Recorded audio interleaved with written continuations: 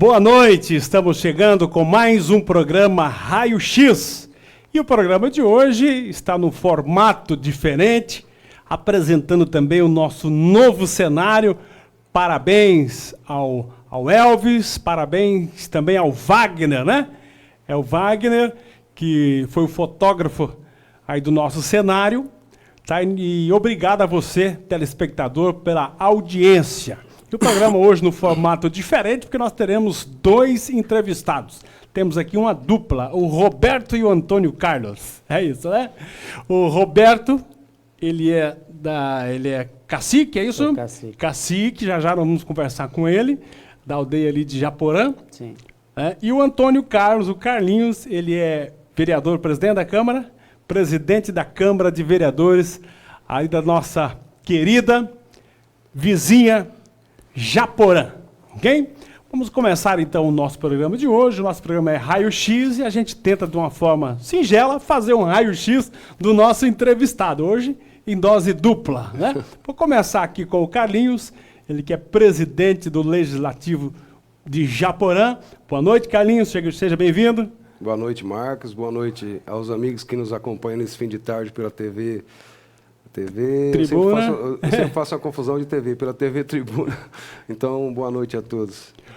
Boa noite, Roberto Carlos. Seja bem-vindo. Boa noite a todos que estão nos assistindo nesse momento e agradecer aí pela oportunidade de estar aqui no seu programa. Maravilha, maravilha. Vamos lá, vamos começar o nosso bate-papo, então. Como eu falei, hoje o programa no formato diferente, temos que fazer aqui um ping-pong, mas já fica já o convite ao Carlinhos para voltar em uma outra oportunidade, né? Para ele ter todo o tempo para a gente poder conversar, né, com mais tempo. Também da mesma forma, né, o Roberto Carlos, já fica o convite para que volte em outra ocasião, para a gente bater um papo bem mais à vontade, com um tempo maior. Eu sei que nós temos muitas histórias para contar nessa noite e muitos temas importantes a debater. Vou começar aqui com o Roberto Carlos, nome de cantor e lateral da seleção brasileira, né? Mas já conversamos um pouquinho aqui nos bastidores. Qual é a sua etnia, Roberto Carlos? Qual é a etnia da qual você faz parte? Então, eu sou da etnia Guarani-Nhandeva, aqui da região sul-fronteira, né, do Mato Grosso do Sul. Então, hoje, nós aqui, a nossa comunidade representa 5.500 indígenas Guarani-Nhandeva, da região sul aqui de Japorã. Muito bem. Agora, essa etnia, ela não está só ali em Japorã, né? Ela tem parte pelo menos a Guarani, né? Esse Nhandeva é uma variação, mas é a mesma etnia, podemos assim dizer. Tem alguns ali no sul, do lado do Paraná, ou só aqui e no Paraguai? Não, os povos indígenas Guarani, ela é extensa. É extensa. Ela tem aqui no Brasil, tem na Argentina, tem no Paraguai, tem no Paraná, né? Então, aqui no estado de Mato Grosso do Sul, hoje passa de 80 mil índios no estado de Mato Grosso do Sul, mas a maioria são Guarani e Kaiowá. E Kaiowá. Okay. Guarani e Kaiowá. Temos 8 etnias no estado de Mato Grosso do Sul, mas a maioria no estado de Mato Grosso do Sul, ela é Guarani e Kaiowá. Hoje nós representamos a segunda maior tribo indígena do país, perdendo para Amazonas. Mas lá é outra etnia. Amazonas é outra etnia. Já é outra etnia. Ok, do Guarani, quando se fala em Guarani, a gente já lembra do idioma. Sim. É o mesmo idioma utilizado do Paraguai? Tem algumas variações? Sim, é o mesmo tronco Tupi-Guarani, né? Guarani-Paraguai. Para muitos que não conhecem, né, nós somos o resto, né, dos índios Guarani que sobrou aqui da guerra. Quando o Paraguai teve a disputa com o Brasil, muitos Guarani lutaram junto com o Paraguai para defender o território. O território deles, logicamente, né? Nosso, né? Então, aí teve, na história, né, tem uns indígenas que lutaram também junto com o Brasil, aqui defendendo o território brasileiro. Guarani também ou Kaiowá? Não, é outra tribo. Outra tribo, outra etnia. Outra etnia. Então, hoje, nós somos índios da mesma etnia, do Paraguai, porque hoje os índios paraguaios também somos nós. Só que hoje tem duas realidades diferentes. Muitos paraguaios indígenas não conhecem a história direito, acabamos sendo discriminados no Paraguai, e também nós acabamos discriminando nossos parentes indígenas que vêm do Paraguai para o Brasil, sendo que nós somos um povo só. Por isso que chamamos Guarani Nhambeva. Nós somos Guarani.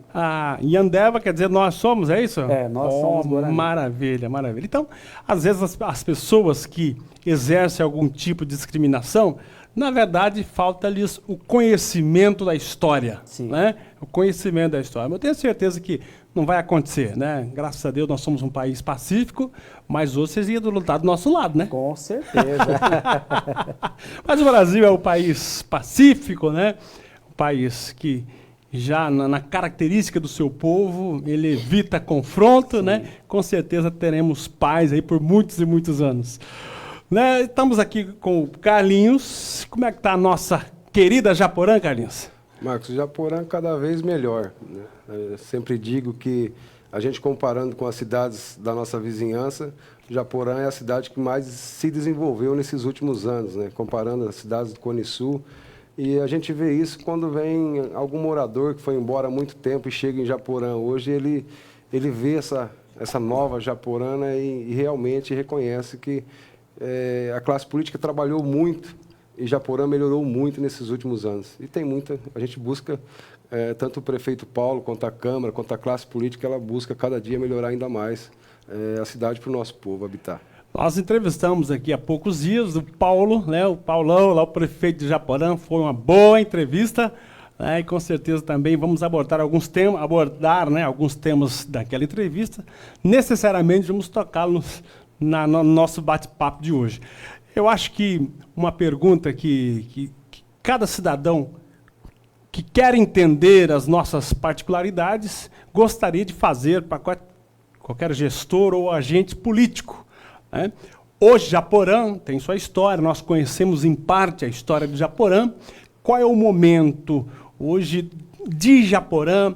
Qual o principal desafio da cidade de Japorã para que ela não perca aí o bonde do desenvolvimento, vamos assim dizer, porque há boas notícias e boas previsões para toda a nossa região. Onde entra aí Japorã e o que ela precisa fazer para não perder o trem do desenvolvimento, vamos chamar assim. Olha, Marcos, o que tem atrapalhado muito, não só Japorã, como o país, o mundo, é essa pandemia, né? Japorã vem se desenvolvendo a cada dia, mas o nosso problema e sempre foi a geração de emprego. Né? Hoje, Japorã, a Prefeitura Municipal, ela é a única fonte de emprego, a principal fonte de emprego para a população, né?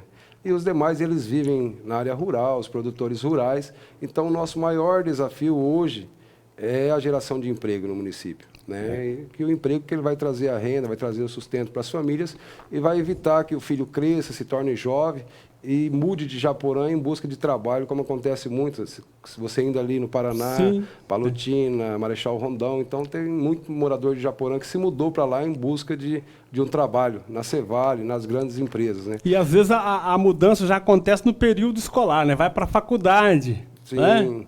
Hoje, assim, a gente avançou muito nesse ponto também. A gente tem uma faculdade dentro da aldeia Porto Lindo, né? A gente foi conquistada no mandato do prefeito Bispo, né? Chegou a ter 3 cursos, hoje tem um curso em andamento e um curso de pós-graduação. Então, assim, a gente tem que buscar mais...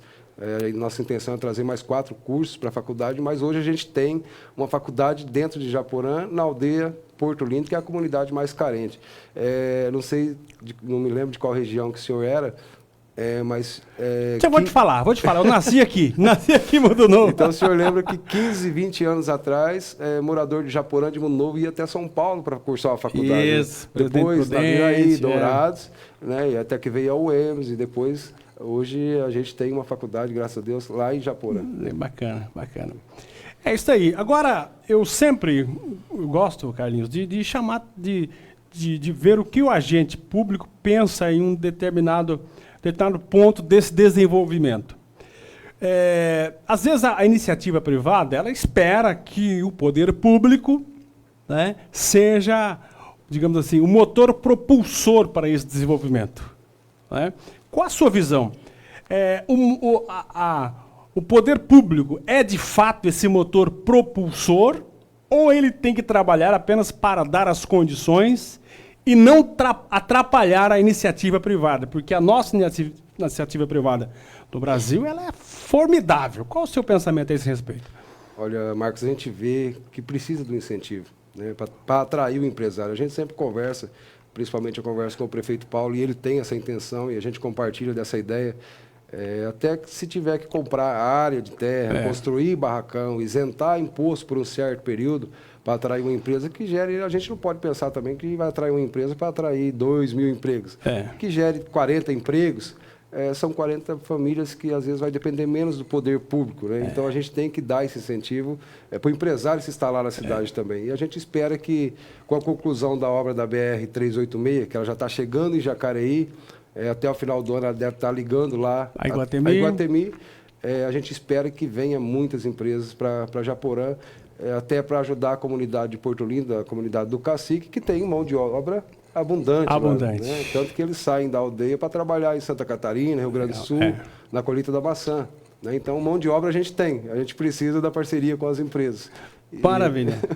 Maravilha. Vou ter que ficar aqui me dividindo, né? E vou reiterar o convite para que vocês voltem no programa específico para, né?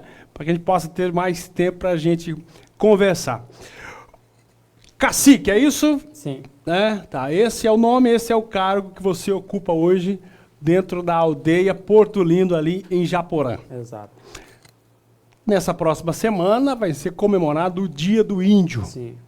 Explica para a gente qual a importância dessa data. Então, a comemoração do Dia do Índio, ela tem uma importância muito grande para nós indígenas Guarani, não só o Guarani, né, os povos indígenas do Brasil, porque a gente, espiritualmente, né, a gente volta a relembrar, né, tudo que a gente passou, né. 19 de abril, ela é dia do Exército, né, na verdade. Então, é um momento triste para nós, porque pela história foi quando o Exército entrou, né, em luta contra os povos indígenas e houve muita perda, né? Para nós é luto, para nós é sangue, né? É tristeza. Mas hoje, para tampar a peneira com sol, a gente inventa brincadeiras, a gente volta a fazer algumas atividades culturais, né? Danças, mas é mais conexão espiritual, né? Pedindo força espiritual e também vendo, né, todas as lideranças, a comunidade senta, né, para ver o quanto a gente evoluiu, né? Aonde nós estávamos há 1.500 anos e aonde estamos hoje, no conhecimento, na evolução, acompanhando a tecnologia, como é que está a nossa comunidade, a interação da comunidade indígena, né, aonde nós avançou e aonde nós não avançamos. Né? Então, isso é um momento muito importante, esse momento 19 de abril, que é histórico, né? Isso é uma data carimbada para a gente estar fazendo nossos momentos culturais. Principalmente a nossa comunidade, ela é muito rica, produção de comida tradicionais, exposição de artesanato, dança, canto, pintura, né? A gente recebia muita gente da região, né? Nessas festas que era 3 ou 4 dias de festa dentro da comunidade. Mas devido à pandemia agora ela ficou suspensa, mas igual a gente estaremos fazendo as nossas comemorações, as nossas reflexões do nosso modo de ser Guarani em Andeva. Tá certo. Ô, Roberto, você falou aí uma palavra que me chamou a atenção. Você falou assim, tapar o sol com a peneira. Né? A comunidade indígena, os povos indígenas, especialmente a aldeia da qual você é o representante, traz de fato uma mágoa ou tem as coisas que aconteceram no passado como história que tem sua importância, né? Porque o mundo foi colonizado através de derramamento de sangue, Sim, né? Eu sim. creio que é quase que inevitável isso. O sulista vai para o norte, tem derramamento de sangue, Sim. né? Então, qual a leitura que os povos indígenas fazem de seu passado? É mágoa, é rancor ou superado? Qual a leitura que você especificamente faz? Então, hoje, como um cacique da nova geração, né, conversando aí com as minhas lideranças, a minha base na comunidade, a gente não tem mágoa, né? Que nem eu disse, era por falta de comunicação, por falta de diálogo, por falta de se entender. Porque o Guarani não falava o português. Imagina, né? O português não falava o Guarani. Então, por falta de comunicação, houve ataque. Então, quem perdeu com isso? A população indígena, a população não índia, né? Ficou dos dois lados uma grande perda.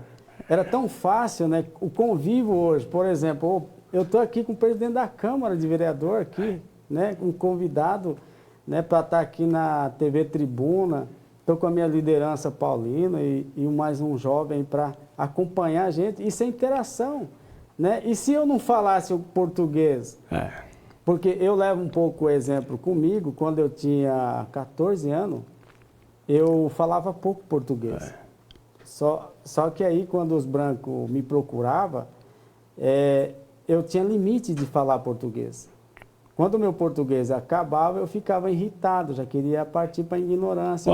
Olha aí, viu? Né? Viu que você se livrou, viu, Carlinhos? Viu? Então, assim, era por falta de comunicação. Aquele velho ditado, né? É conversando que se entende. Exato. Como não havia comunicação, o que sobressaía era a lei das armas. Exato. Das os armas. índios iam com a flecha e os com poder bélico maior. Então, assim, houve grande perda. Então, hoje, a reflexão que nós fazemos, que hoje nós precisamos sentar e conversar. Tá. E também aprender a falar o português. Exatamente. Eu vou fazer uma pergunta para você, Carlinhos, você vai ficar de lado hoje, hein, Carlinhos? Você tem que Tranquilo. Assim, às vezes, a gente usa a palavra índio, você usa a palavra branco, né? Isso dá uma impressão de segregação. Sim. Né? Como que, eu vou usar o que você falou, Sim. né? O índio Isso.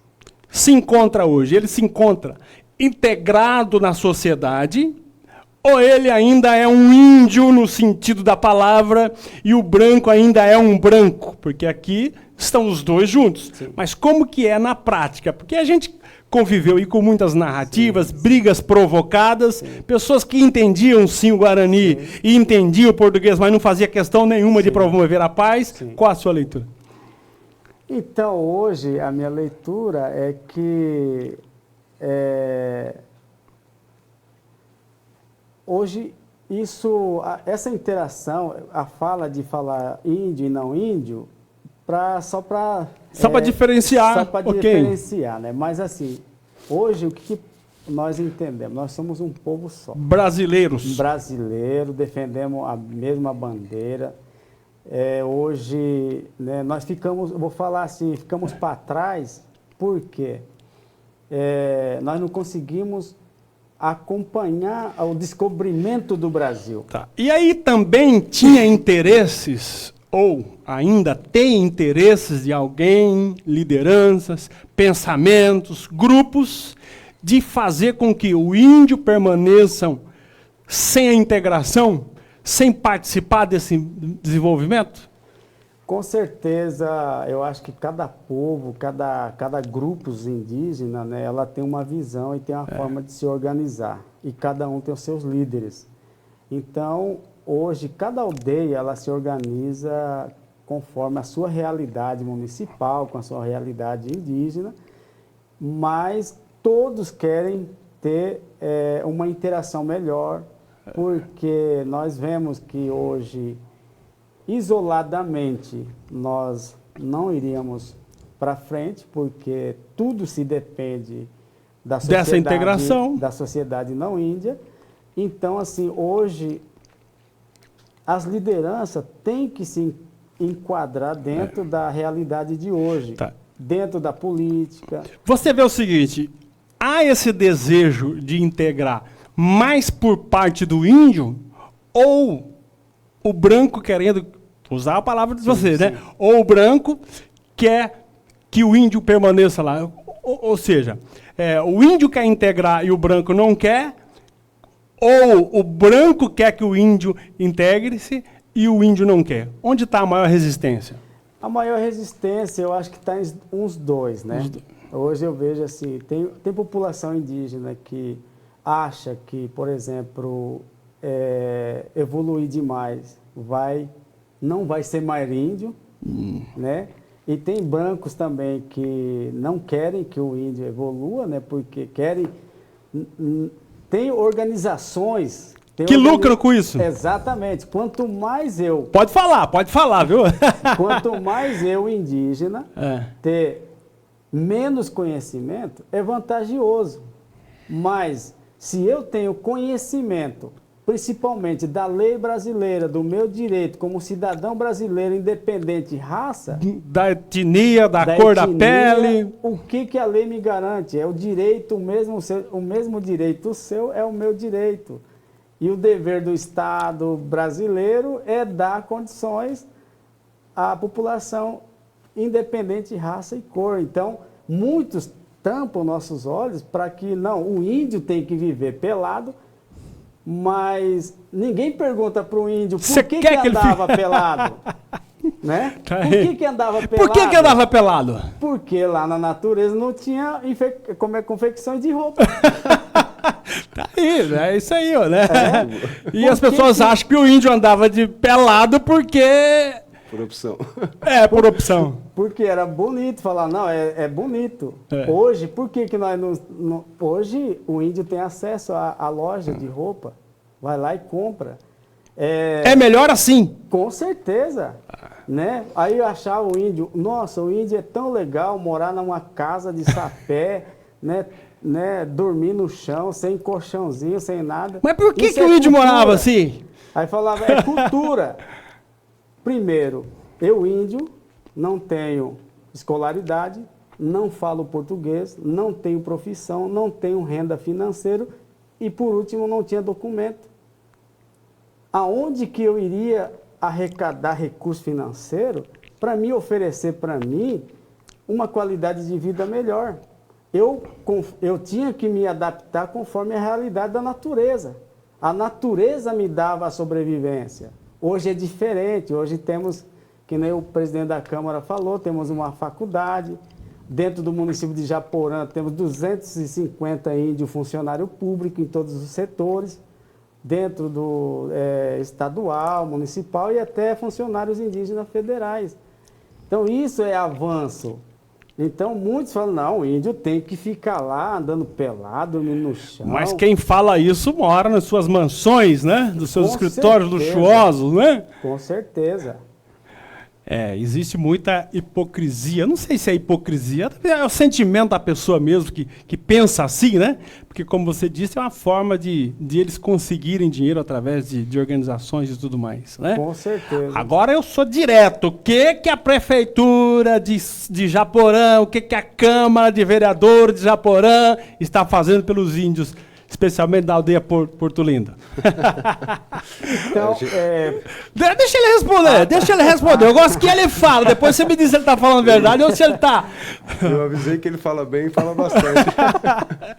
Mas assim, até eu vinha comentando com o Roberto na estrada. Recentemente eu estive visitando 4 aldeias da nossa região. Né? Ali na região de Sete Quedas, a Sombrerito, a Poelito em Iguatemi, a Serrita em Eldorado. E a Porto Lindo, que eu passei por lá, que ele ia me acompanhar, e aí surgiu um compromisso, ele estava atuando no combate à Covid, então ele é muito dinâmico. Legal. Mas aí o vereador indígena Dorival me acompanhou nessa visita às outras 4 Então tem um aldeias. representante lá na Câmara de Vereadores, um vereador indígena. Okay. Então, Márcio, o que a gente vê? Ali a gente é muito próximo, né? Como você disse, e o Roberto também disse, essa integração é importante. Eu visito a casa do cacique, ele visita a minha casa, nós somos amigos. Né? Não é porque ele é indígena, eu não indígena, a gente não pode ter uma amizade. E tem muito preconceito, às vezes você não conhece a realidade do índio, do indígena, você tem receio, você acha que você entrar lá, você vai ser atacado. E quando você passa a conhecer, você Você quer... não joga flecha nos brancos e chega lá, não? Não. Só se for fazer bagunça lá, joga, né, Roberto? Então, Marcos, quando eu visitei essas outras comunidades, principalmente em Sete Quedas, eu percebi assim, eles estão muito distantes do poder público, distante da prefeitura, distante do prefeito, falta de diálogo. Né? E até eu falei, Roberto, tanto em questão de localização, que lá eles estão muito longe da sede do município, falei, Roberto, a aldeia de vocês ela está muito à frente dessas outras aldeias que eu visitei. Então, o Roberto ele está sempre lá, a gente convida ele para sessões, a gente chega na aldeia, você conhece o Paulino, você conhece várias pessoas que são da comunidade indígena. Então, as portas sempre estão abertas para essas lideranças, né, para fazer as conversas, tanto não sendo liderança também, o prefeito recebe as pessoas na prefeitura, então assim, a gente atua muito, porque assim, somos, eu vereador e o prefeito, ele é prefeito do município, então a aldeia também, a população, a gente tem uma atenção especial. Inclusive nas aldeias ele é prefeito, né? Das aldeias ele é prefeito, né? Também. Lógico que o Roberto... Respeitando lá a jurisdição do Roberto, né? O Roberto, ele é o prefeito, ele é o delegado, ele tem a... Psicólogo. Também. Então, Marcos, a gente procura tratar o não indígena e o indígena da mesma forma, porque a população é morador do município e a gente tem que dar a mesma atenção. É lógico que administrar é como na nossa casa, como com os nossos filhos. A gente não consegue dar tudo que os filhos pedem. E da mesma forma é o prefeito, Paulo, até eu assisti a entrevista, ele falando da dificuldade das pessoas pedindo emprego por falta de passar dificuldade, né, por estar passando dificuldade de solicitar o emprego ao prefeito. Da mesma forma, o prefeito é como se fosse um pai do filho. Ele não dá tudo que o filho pede, mas ele dá tudo que está ao seu alcance. Né? Então, eu acho que na administração também a gente parte para esse caminho. E procura ter uma atenção com todos. Tá, e ao índio sobrava o quê? A bebida, as drogas, o ócio e depois a comunidade chamada de branca ia cobrá-los disso, né? Aquele que a própria comunidade os impulsionava, né? Então, ouvindo aí o prefeito, olha, daqui uns 8 anos, né? Não sei como é que vai ser a eleição, né? Mas é importante isso aí. A gente vê muitas reportagens, e aqui eu falo com liberdade de também ser jornalista, né? O jornalismo militante, até exaltando o fato das comunidades isoladas, né? Tem até alguns nomes específicos, né, para dizer que, de fato, eles estão lá isolados, né, sem contato com os seus compatriotas, né, brancos, vamos assim dizer. E isso para eles é motivo de orgulho, né? E quando você vê alguma iniciativa, aí começa a colocar o mesmo medo que se coloca agora. Não vai lá porque você pode levar a enfermidade para eles. Não, você tem que deixar eles lá.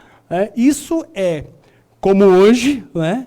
Fazer a segregação e condená-los a continuarem do mesmo modo. A prefeitura de Japorã tem lutado contra isso. Com certeza. O município, né? O município, o poder público. A gente luta, a gente procura integrar, como eu disse, cada vez mais, né? Tanto que, assim, conheço o Roberto há muito tempo, mas assim, a gente se aproximou, criou uma amizade maior há pouco tempo. Mas a gente tem conversado muito, assim, tentado colher as ideias deles, do que eles precisam, do planejamento deles para a aldeia e trabalhar junto. O Roberto, ele faz também lá na aldeia a segurança. Ele tem uma equipe que a nossa polícia está a 40 quilômetros. Então, quando acontece alguma coisa, ele acaba sendo autoridade na aldeia também. E, diante disso, ele acaba respondendo a algum processo. E a gente conversando, o que a gente fez para tentar solucionar essa situação do Roberto. Junto com o Dorival, que é o vereador indígena, a gente foi na Secretaria de Segurança Pública. O meu xará lá é Antônio Carlos, apelido Carlinhos, também secretário de Segurança Pública. E a gente expôs a situação, né? Porque, assim, além dele estar fazendo o trabalho de polícia, e ainda depois ele acaba respondendo o processo. E aí o Dr. Carlinhos se dispôs a criar um Conselho de Segurança Municipal indígena, né, para dar o respaldo, tanto para ele quanto para as pessoas que fazem a segurança da aldeia. E aí o que a gente fez? Incitamos o Ministério Público Federal de Naviraí, encaminhamos um ofício pedindo que seja instalado esse Conselho Municipal de Segurança na aldeia, nos moldes que foi em Dourados. Acho que a aldeia Jaguapiré, se não me engano, Roberto, foi instalado um conselho desse. E a Secretaria de Segurança ela dá treinamento, ela dá um camburão, né, para a segurança da aldeia. Então, assim, o que for possível a gente fazer para melhorar a vida do indígena, integrar ele cada vez mais à sociedade, porque, como o Roberto disse, ocorreu um erro histórico, que o português chegou aqui, em vez de, vamos dividir, você fica numa área, eu vou para outra área, foi para matança, né? Foi para corpo a corpo. Então, foi um erro histórico. Né? Então, não tem como a gente corrigir isso lá atrás. Então, a gente Mas tem que procurar... temos como fazer o correto daqui para frente, isso, né? conviver e, como o Roberto disse, todos os brasileiros e fazendo parte da mesma sociedade. Roberto, tá aí o presidente da Câmara, certo? O prefeito deve estar assistindo nós lá, nos assistindo, Com né? certeza. Como é que tem sido lá o Poder Público de Japorã para vocês? Qual a demanda que você tem para fazer aqui ao vivo? E também relatar como tem sido essa parceria. Então, a aldeia Porto Lindo, hoje ela está bem idosa já, né? Ou idosa, está com 92 anos de idade já. E nesses 92 anos, ela deu um salto muito grande há 16 anos para cá. Porque, que nem eu disse, né, a maioria das lideranças eram líderes tradicionais, tinha dificuldade de pronunciar o português, dificuldade de ter acesso a um vereador, a um presidente da Câmara, imagina um prefeito. Então, o distanciamento era muito grande. E o poder público, né, com essa mentalidade, não, o índio, você vai lá, o índio vai atacar, vai fazer mal para a equipe, né, para o poder público, tinha um receio. Mas há 16 anos para cá, ela começou a dar um norte diferente para a comunidade. Por quê? Nós indígenas se organizamos politicamente, trazendo partido dentro da comunidade, Legal. partido Político mesmo? político Sim. mesmo, e começamos a se organizar politicamente e começamos a planejar as nossas necessidades. Tá, eu vou fazer uma pergunta, logicamente, retórica, né? Para não perder a piada. Aham. É o partido como os demais ou é o PIB, Partido Índio Brasileiro? Não, é um partido que... Hoje estamos no partido... Primeiro nós trouxemos o PV, PV, o ok. PMN, acho que é o PTN, PTN, e agora estávamos no PSD, O B, uma coisa PSB. Agora, eu acho que nós estamos no... Qual que é o partido do meu vereador lá? Eu esqueci o... É o PSD, né? É muita sigla É, parecida. já É o PSD. Acabou sim. o partido aí passou para esse outro partido. pluripartidarismo aí, Isso. precisamos conversar sobre isso, viu? Então, hoje, no mandato anterior, a gente tinha 3 vereadores. 3 vereadores? 3 vereadores. E hoje temos um. Porque a disputa foi muito grande. O número de candidatos a vereadores foi muito grande. E também os indígenas, como há interação, eles se agregaram dentro dos partidos não índios também. Tá, ok. E disputaram junto, ajudaram a construir, né, o Cuidar da quadro. casa dos outros e esqueceu da deles. Exatamente. Tá. Então, deixa eu fazer uma pergunta, né? Mas é cutucando. Sim. Tá aí, você acha que o índio, né? Estou usando de novo o Sim, nome que você sim. deu, tá? Eles precisam se unir para buscarem a solução de suas demandas, tá? Ou o caminho é fazer o que aconteceu, ir para os outros partidos lá e deixar a casa descoberta, né? Ou o índio precisa entrar na justiça para buscar cotas. É obrigado a ter um índio lá. Qual o caminho que você vê que é o mais... Não vou dizer o mais fácil. Qual o caminho que você entende o melhor? No meu ponto de vista, assim, eu tenho que me sentir capaz. Eu vou citar um exemplo, eu sou motorista. Sim. Eu fui para a autoescola, Você não entrou pela cota. não entrei pela cota. E hoje eu sou motorista. Eu sou E olha, motorista no Brasil, no Paraguai e aonde for. A minha habilitação é brasileira. Então, eu não fui pela cota.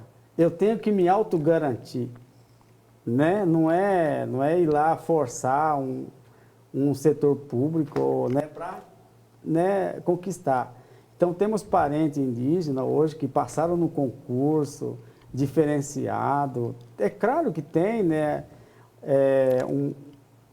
uma demanda, uma cota específica para a população indígena, mas isso não significa que eu tenho que estar especificamente na cota indígena. Dependente daquilo. Independente daquilo. Hoje eu posso disputar um concurso no município, um concurso no estado, até a nível federal. Então, eu tenho que estar apto para encarar a realidade de hoje.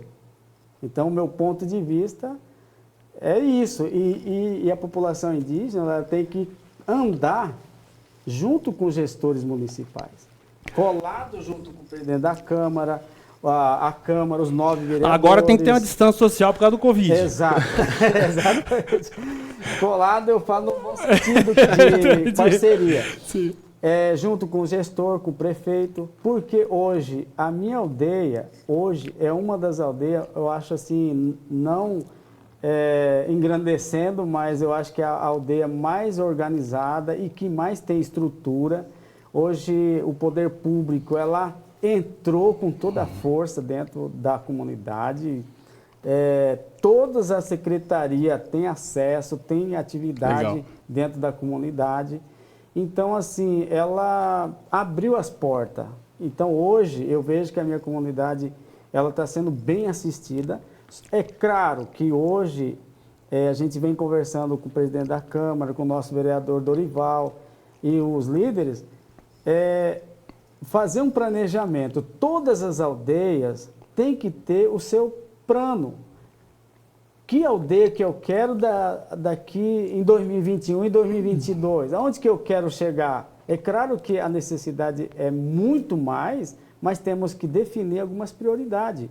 Hoje, por exemplo, a minha aldeia, ela necessita de 1000 casas. Eu tenho 1000 índios sem casa. Então, eu tenho 150 casas construídas pelo poder público em 92 anos.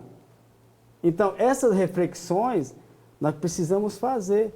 Mas eu não posso estar culpando o presidente da Câmara, posso estar culpando o prefeito. Não, eu tenho que estar inserido dentro da discussão, do diálogo e apresentar minhas necessidades.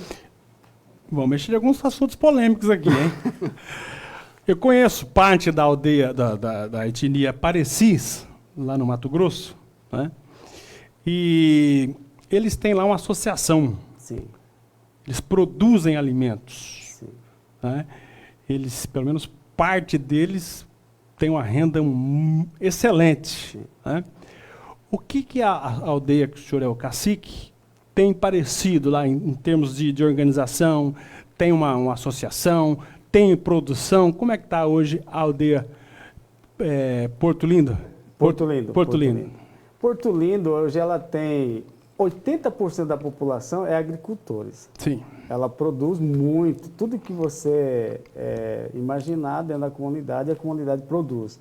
Principalmente para autossustento e também para comercializar. Hoje pegou a questão da plantação de rama, de mandioca. Mandioca. Né? Então, hoje a maioria está plantando mandioca para vender para fecularia. Tá aí, para manter um pouco da tradição, né? Porque foi os indígenas que começaram com o cultivo de mandioca, não foi? Exatamente. Então, resgatando aí, ó.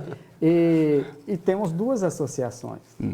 Temos a Associação Beneficente e temos uma associação que o pastor Geraldo Ramírez é presidente agora e que... Pastor indígena. Pastor indígena.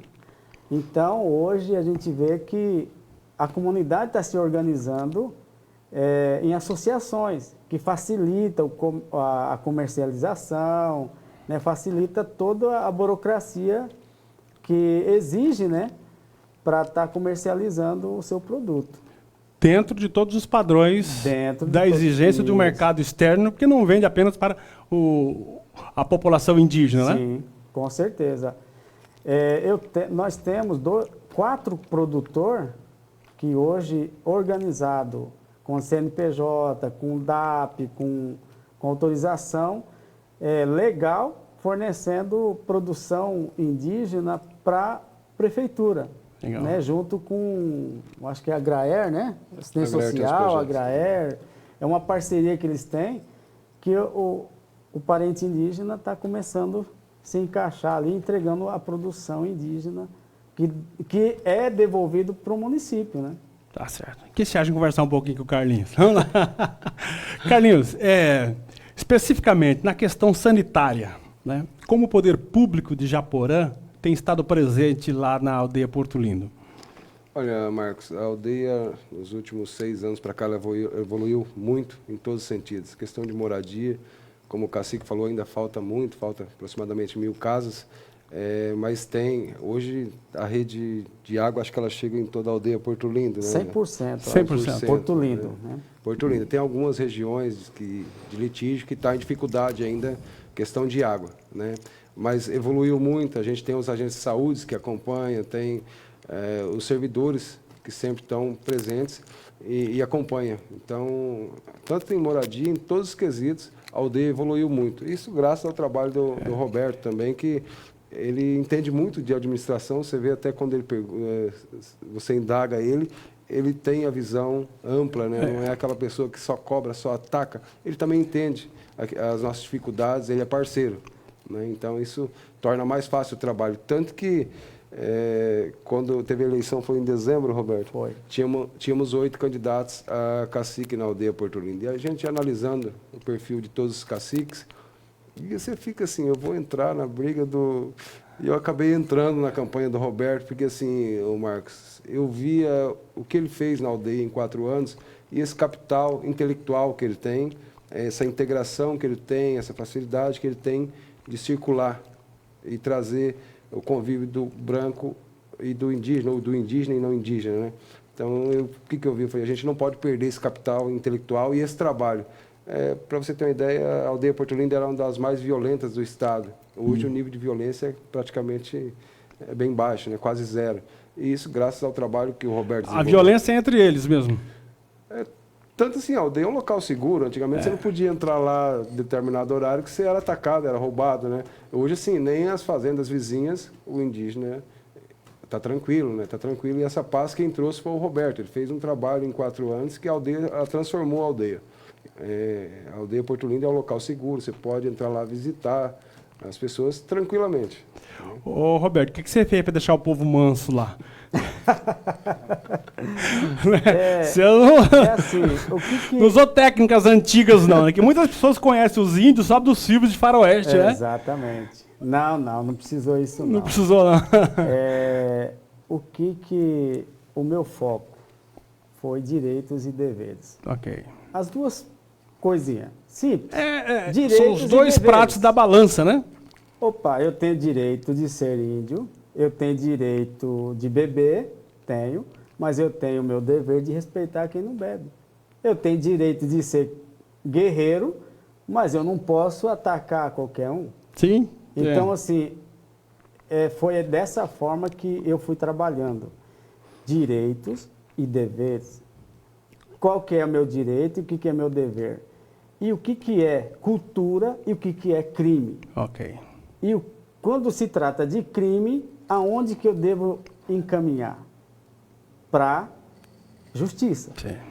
Qual é o caminho? Polícia Militar, civil... Sai do âmbito da aldeia, Exatamente. Sai do âmbito dos irmãos ali. Não adianta eu querer ir resolver tradicionalmente, na violência, né? Não adianta. No início, que nem o presidente está falando, tinha gangues organizadas, porque a droga entrou, a bebida alcoólica entrou muito forte. A droga pesada. Maconha. Não entrou as outras drogas, mas entrou a maconha. Então, assim, tinha jovens e diferentes idades que de uma região se encontravam com uma outra região e se pegavam no facão. Se pegavam no facão. E se eles encontrassem alguém que poderia assaltar, poderia machucar, eles machucavam. E eu principalmente, eu via minha aldeia virando uma favela indígena. Se não houver alguém que tenha peito, né, para levantar e pisar firme. Claro que, para mim, esses 4 anos, ela custou muito caro. Eu tive que cortar minha pele, eu tive que perder um filho, eu tive que ir para a guerra. Perdeu um filho? Enfrentar, né? Então, assim, ela não veio assim de uma hora muito, assim... De uma hora para outra. De uma hora para outra. Foi construída. Não, eu fui construindo. E aquelas pessoas que eram mais teimosas, eu levava a autoridades policiais para tomar providência. Hoje, a maioria sabe que eu ter um som dentro da minha casa, eu posso ouvir meu som. O meu direito de ouvir, só que é um dever de eu respeitar o direito deles de não querer ouvir também. O que fala a lei? Perturbação de sossego alheio. Então isso a gente foi repassando para a comunidade. Hoje, se envolver com criança, se envolver com menores, o que o Estatuto da Criança fala, dependendo da idade, é crime. Então, se nós temos uma Bíblia que fala que a criança, o que fala da criança, eu estudei o Estatuto da Criança, estudei um pouco o Estatuto do Idoso, o que fala direito das mulheres. Hoje, a maior dificuldade que eu tenho é violência doméstica. A violência doméstica. Mas isso também, a Lei Maria da Penha está pegando firme lá dentro. A Maria da Penha entra na aldeia. Entra na aldeia, com certeza. E está educando muitos camaradas que se acham o bichão enfrentando uma guerreira. A Maria da Penha tem muito serviço aqui também, por aqui também. É bacana, muito bom. Como que é feita a escolha lá do cacique? Como que é a hierarquia lá dentro da aldeia? Você é o que mais manda lá. Então, eu sou o líder maior, né, da comunidade, né? Não querendo se achar, né? Mas quando que mais manda, eu digo que tem mais responsabilidade também, mais ônus também, exatamente. Né? Eu me tornei um grande pai da comunidade. Okay. Eu tenho que nem o senhor falou no início, eu tenho que ser psicólogo, eu tenho que ser tudo. Eu tenho que ter uma preparação espiritual muito forte, eu tenho que ter um conhecimento muito amplo para estar acolhendo diferentes situações. A pessoa chegar chorando e ir embora sorrindo. A pessoa chegar querendo morrer, vai embora querendo viver. Então, assim, o cacique, ela não tem horário, ela não tem agenda, ela trabalha conforme a sua comunidade está em movimento.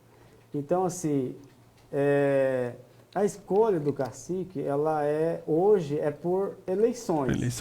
Só que no passado era um trabalho eleito espiritualmente, um rezador, um trabalho espiritual, quando toda uma conjuntura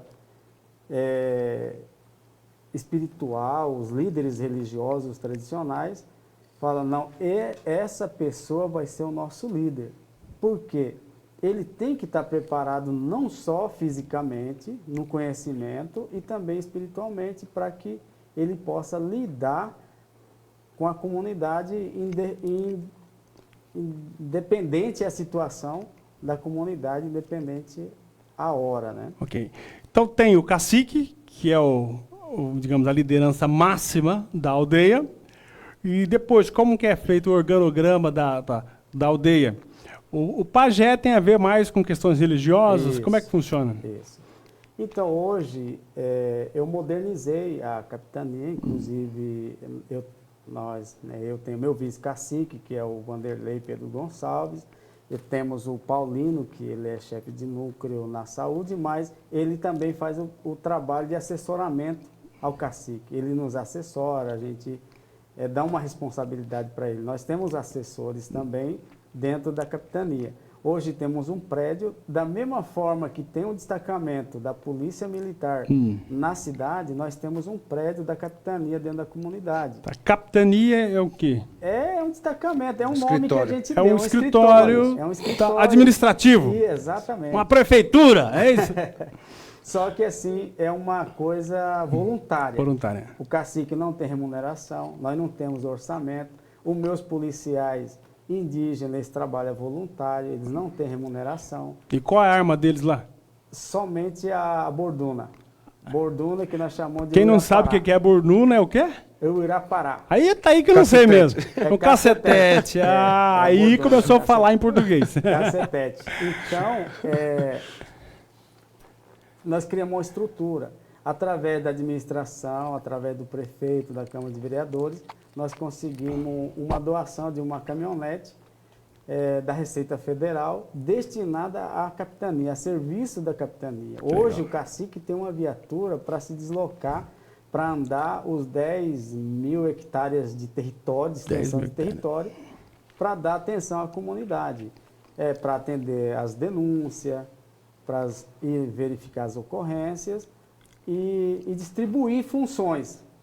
Porque várias aldeias, eu vejo que o cacique ele se torna um saco de querer fazer papel dos poderes públicos.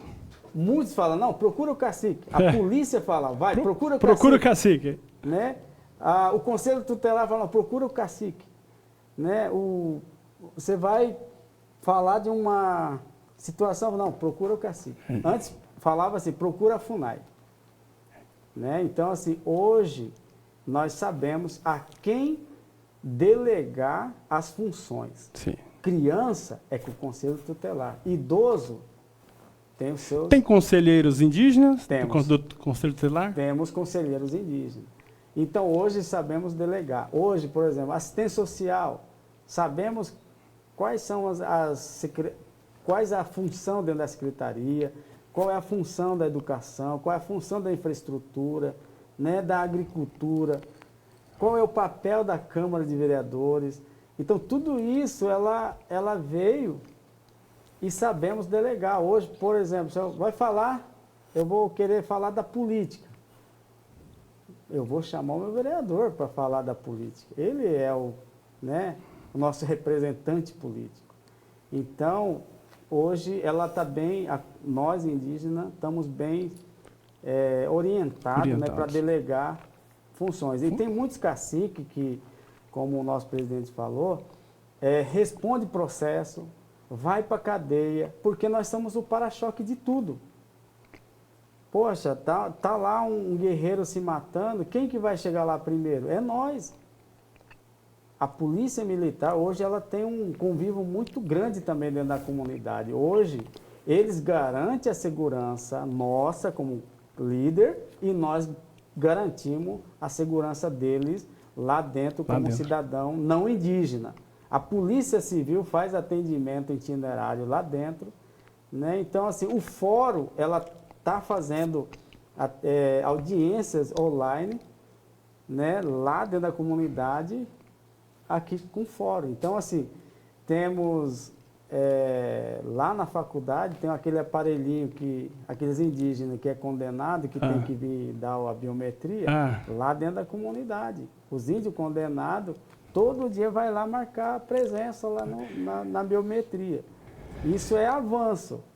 Então, hoje, muitos líderes ainda não têm essa acessibilidade ao poder público. Muitos jogam a responsabilidade em cima do cacique e o cacique depois se torna... as pessoas veem o cacique como uma pessoa do mal. Não, o cacique é bravo, o cacique é chato, ele, né, faz algo que não deixa o poder público fazer. Mas muitos jogam a responsabilidade para cima do cacique. Então, hoje, o que eu vejo? Todos nós precisamos conhecer, eu preciso conhecer melhor o mundo do branco, o modo de ser branco, não índio, e o não indígena também precisa conhecer o modo de ser indígena, né? Para a gente se entender, para a gente se respeitar melhorar. E viver em harmonia. Nossa, hoje a minha aldeia é a aldeia que mais recebe as pessoas não índias, recebemos alunos antes da pandemia, né? Para conhecer a aldeia, brincar com as crianças, ver a realidade, né? Então, assim, é uma comunidade muito carinhosa, muito receptora, né? Ela recepciona muito bem os visitantes. Maravilha. Carlinhos, esse ano de pandemia, a gente achava que o ano de 2020 havia sido difícil. Estamos agora em abril, né, de 2021.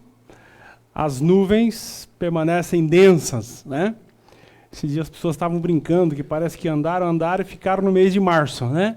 Mas agora temos o abril.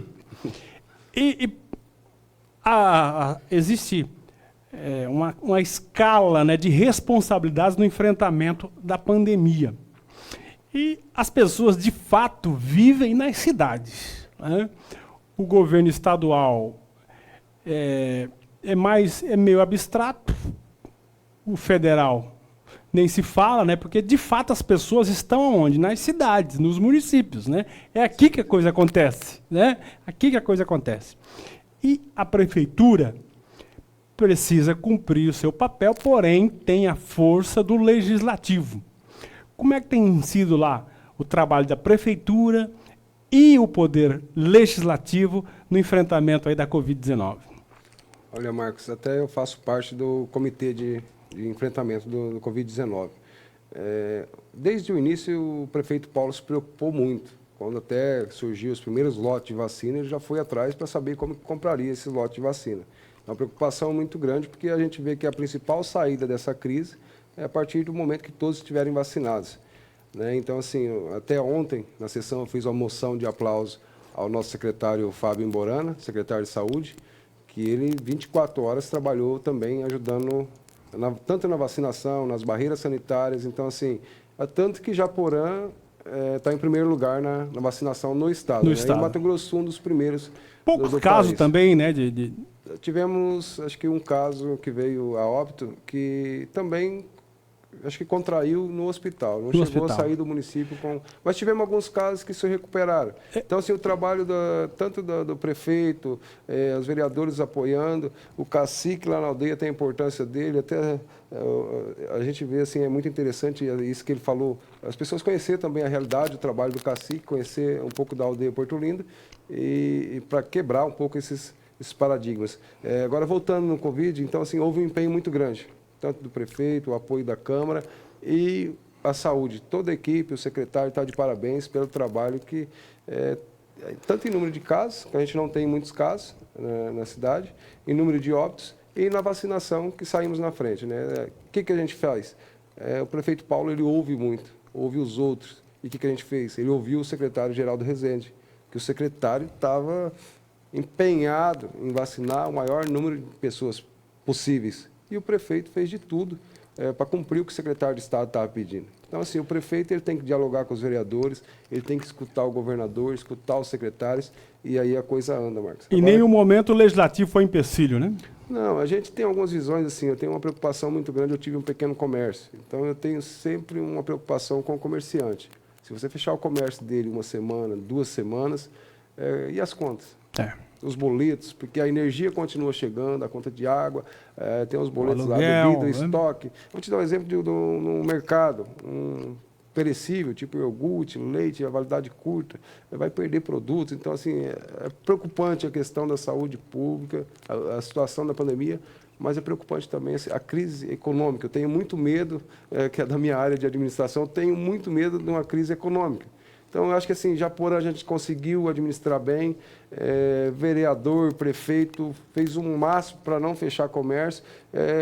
Quando veio o decreto do governador, recomendação do Ministério Público, porque os casos estavam aumentando demais, a gente também tem que seguir, tem que acompanhar e colaborar. Mas a gente se preocupa também com essa questão financeira, com os comerciantes da cidade. Tanto o prefeito, os vereadores, todos se preocupam. Muito bem, nosso tempo já está terminando, tá? Eu gostei muito do bate-papo, já fica o convite para os dois voltarem, tá? Obrigado. E eu gostaria que você, em um minuto, tá bom? Falasse para a gente qual a importância da tradição e quais tradições centenárias que ainda são preservadas lá pelo povo da aldeia Porto Lindo. Então, a importância de ser Guarani, né? Nós seremos Guarani, né? A nossa alma é Guarani, a nossa sombra é Guarani, a nossa fala é Guarani, e nós seremos Guarani sempre. E tudo que veio de herança, espiritualmente, nós estaremos levando isso até a morte. Então, o canto, a língua, a tradição, o modo de ser, o modo de pensar. O Guarani é ensinado nas escolas lá? Com certeza, é ensinado nas escolas. As criancinhas pronunciam somente Guarani. A maioria da população não fala português como eu aprendi a falar. Eu também tenho horas que eu me perco. O senhor fala perfeitamente, né, Carlinhos? Tem hora que eu misturo Guarani aqui, mas vocês não percebem. Então, assim, é muito importante isso. E a gente carrega isso com muita seriedade. Quando fala da nossa tradição, ela mexe com a nossa alma. Então, quero deixar aqui meu agradecimento pelo espaço, à TV Tribuna, agradecer o convite do presidente da Câmara, nosso amigo Jairo ali chegou, né? Agradecer também o meu amigo Paulino, que é meu companheiro. Quem te acompanhou aí nessa viagem? O Paulino. O Paulino, qual é a função dele lá? O Paulino assessora a capitania dentro do nosso serviço e também ele é funcionário público, é chefe de núcleo dentro da saúde, dentro do município. E também o meu primo ali, o Teike, é um jovem que também está caminhando com nós para aprender como ser um líder, né? Futuramente. Está aprendendo? Está aprendendo, com certeza. Então, assim, agradecer de coração mesmo e também deixar o convite, né? O dia que quiserem ir para a comunidade. Segundo convite, né, Jair? Estamos recebendo de lá. Para fazer uma reportagem, mostrar um pouco a nossa realidade. As portas estão abertas. E o meu agradecimento de coração mesmo. A gente que agradece a sua presença aqui, tá? Foi muito, muito proveitosa, eu gostei muito do papo. Tá? E fica aqui um convite para você voltar um dia, para a gente conversar um pouco mais, tem assuntos importantíssimos aí para a gente abordar, porque um dos principais objetivos do nosso programa é também levar informação. Né? Informação vale ouro. Vereador Carlinhos, obrigado pela sua presença. Gostaria de deixar você à vontade aí com os nossos telespectadores para fazer as suas considerações finais. Eu que agradeço, Marcos. Agradeço o Jairo, que sempre está de portas abertas aqui para a gente. O Jairo mora em Mundo Novo, mas o coração dele é japoraense. Começou lá? Começou lá, foi diretor de escola. Então, assim, é um grande amigo que a gente tem lá de Japorã. Você nasceu lá? Nascido em Japorã, na localidade chamada Rua Z. Rua Z. Rua Z. Eu lembro dessas letras aí. Era muito povoada na época e... Rua Z é área rural? É área rural. Ligada à Rua Indiana, dá aproximadamente uns 12 quilômetros da sede de Japorã. Sentido Jacareí? Sentido Jacareí. Okay. Não, deixar o meu abraço para a população de Japorã e dizer que a classe política, tanto os vereadores, a gente está... Todos os vereadores trabalhando em conjunto, alinhados, compartilhando das ideias do prefeito Paulo e trabalhando para o desenvolvimento do município, para ter um Japorã cada dia melhor. Nessa luta, hoje o nosso principal desafio é trazer os empregos, que a gente sabe que a nossa comunidade precisa dos empregos em Japorã. A gente precisa também aumentar a nossa população, que tudo melhora, o fundo de participação municipal vai melhorar. Então a gente se preocupa com a população e trabalha para a população. E fica o nosso abraço aqui para os telespectadores da TV Tribuna. Bom, muito bem, tá? Terminamos aqui o nosso bate-papo. Falamos aqui com o Roberto Carlos, que é o cacique da aldeia Porto Lindo. Falamos também com o Carlinhos, né? O Antônio Carlos, quase homônimos, né? Aqui. E queremos agradecê-los pela presença, agradecer também o nosso diretor, o Jairo, agradecer aos trabalhos técnicos do Elvis. Espero que você tenha gostado. Obrigado, Roberto Carlos, obrigado Antônio Carlos, obrigado a você, nosso telespectador. E se Deus permitir, estaremos de volta na próxima semana. Até lá, um grande abraço. Tchau, tchau.